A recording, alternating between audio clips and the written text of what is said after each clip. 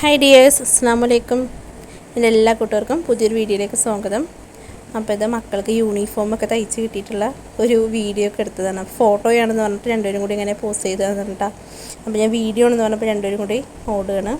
അപ്പോൾ ബസ് കയറാൻ പോകുന്ന സമയത്ത് അടുത്ത വീട്ടിലുള്ള അമ്മ രണ്ടുപേർക്കും കൂടി റോസ് പൂ കൊടുത്തിട്ടുണ്ടായിരുന്നു. അപ്പോൾ മക്കൾ ടാറ്റ കൊടുക്കുന്നത് മെൻ്റലി ചാലഞ്ചറായിട്ടുള്ള കുട്ടികളിലേക്ക് കൊണ്ടുപോകണം. അവരുടെ ഒരു വണ്ടിയാണ് കേട്ടോ, സ്പെഷ്യൽ സ്കൂളുണ്ട്, അവരെ കൊണ്ടുപോകണം. വണ്ടിയിലുള്ളവർക്ക് എപ്പോഴും ഇങ്ങനെ ടാറ്റ കൊടുക്കും. അവർക്കത് കാണുമ്പോൾ ഭയങ്കര സന്തോഷമാണ് കേട്ടോ.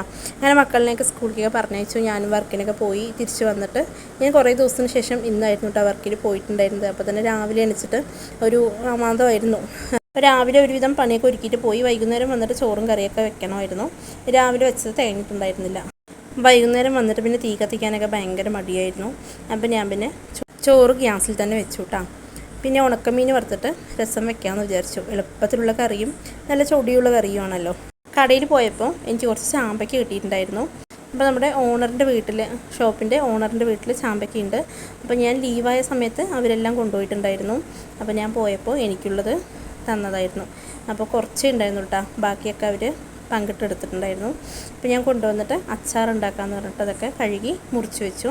ഞാനിതാ ചോറൊക്കെ ഊറ്റിയിട്ടാണ്. ഈ ചോറ് ഊറ്റുമ്പോൾ എപ്പോഴും പേടിയാണ്, മക്കളങ്ങനെ അടുത്ത് നിർത്താൻ തന്നെ പേടിയാണ്. പിന്നെ അമ്മൂസ് വീഡിയോ എടുത്തു തരാമെന്ന് പറഞ്ഞപ്പോൾ അങ്ങനെ അടുത്ത് നിർത്തിയതാണ്. പിന്നെ ഇതാ അച്ചാറിന് വേണ്ടിയിട്ട് ചീഞ്ചട്ടിയൊക്കെ ഗ്യാസിൽ വെച്ചിട്ടുണ്ട്.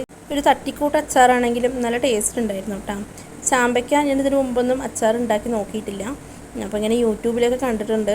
പിന്നെ ഇത് കുട്ടികൾക്ക് വെറുതെ കൊടുത്തിട്ടുണ്ടെങ്കിൽ ചുമയും ജലദോഷമൊക്കെ വരുമെന്ന് പറഞ്ഞിട്ട് അങ്ങനെ അച്ചാറുണ്ടാക്കി വെച്ചാണ്.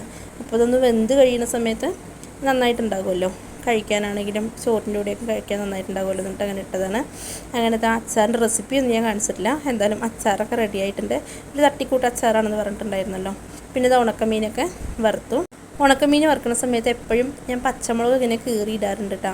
ഇടണമെന്നൊക്കെ വിചാരിച്ചതായിരുന്നു, പക്ഷേ മറന്നുപോയി. പിന്നെ അപ്പോഴത്തേനും മീനൊക്കെ ആയിട്ടുണ്ടായിരുന്നു. പിന്നെ ഇത് രസം വെക്കുന്നത് ഞാൻ എളുപ്പത്തിലുള്ള രസമാണ് കേട്ടോ വെക്കുന്നത്. അപ്പോൾ പുളീനെ നന്നായിട്ട് ഒന്ന് പിഴിഞ്ഞെടുക്കും. അതിലേക്ക് പച്ചമുളക് ഇങ്ങനെ കീറിയിട്ട് അതൊന്ന് നന്നായി ഞെരടി കൊടുക്കും കേട്ടോ. ഞെരടുക അങ്ങനെയാണ് ഞാൻ പറയുക. ഞാൻ നന്നായിട്ട് ഞെരടും. പിന്നെ അതിലേക്ക് ഉപ്പും കൂടി ഇട്ട് കൊടുക്കും. ഒരു 4 പച്ചമുളക് എടുത്തിട്ടുണ്ട് ഞാൻ. എരിവ് നല്ലോണം മുന്നിട്ട് നിൽക്കണം, അതിന് വേണ്ടിയിട്ടാണ് 4 എടുത്തിരിക്കുന്നത്.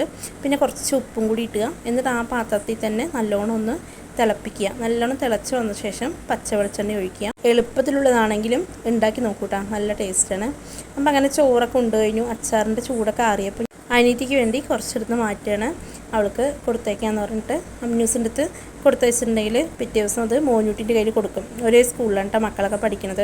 അപ്പോൾ ഇതുപോലെയൊക്കെ ഇടയ്ക്ക് എന്തെങ്കിലുമൊക്കെ അങ്ങോട്ടും ഇങ്ങോട്ടൊക്കെ കൊടുത്തയക്കും. അപ്പോൾ എനിക്ക് ഈ കുപ്പിയിൽ അവൾ ഇതിന് മുമ്പ് ഇഞ്ചിപ്പുളി 2 ദിവസം മുമ്പ് ഇഞ്ചിപ്പുളി ആക്കി തന്നിട്ടുണ്ടായിരുന്നു. അപ്പോൾ അതിൽ തന്നെ ഞാൻ അച്ചാറാക്കിയിട്ട് കൊടുത്തു. അപ്പോൾ എനിക്കുള്ളത് ഇതിൽ മാറ്റി വെച്ചിട്ടുണ്ട് കേട്ടോ.